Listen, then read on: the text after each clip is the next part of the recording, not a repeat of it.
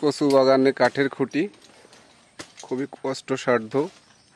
তার কারণ হচ্ছে খুঁটিটি পুরাতন, পাশাপাশি যে ক্লাইম্বার সেটটা আছে সেটা পোল্যান্ডের, যেটা খুব ভালো বা মানসম্মত না, এবং খুঁটিটি বাঁকা। তো তিনটি দিক মিলে খুঁটিতে ওঠা বা নামা খুবই কষ্টসাধ্য। খুঁটিটি একদমই পুরাতন, দীর্ঘদিন ব্যবহারজনিত খুঁটি, বাঁকা আছে এবং পোল্যান্ডের গ্যাপ থাকার কারণে যে উঠতেছে তার খুবই কষ্ট হচ্ছে। তো আসলে কাঠের খুঁটিতে উঠে গ্যাপ মেরে এই উত্তপ্ত গরমের ভিতরে উঠে কাজ করে নেমে আসা খুবই কষ্টসাধ্য।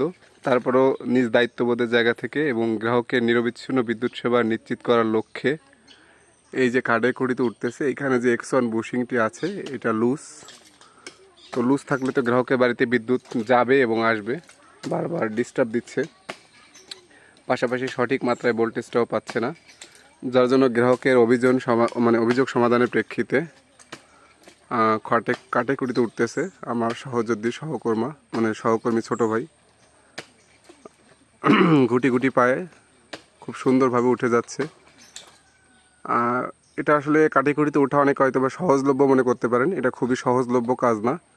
যারা প্রতিনিয়ত ওঠে তাদের জন্য সহজ, কিন্তু এটা যথেষ্ট পরিমাণে সময় নিয়ে, ট্রেনিং নিয়ে, কাজে অভ্যস্ত হয়ে তবেই উঠতে হয়।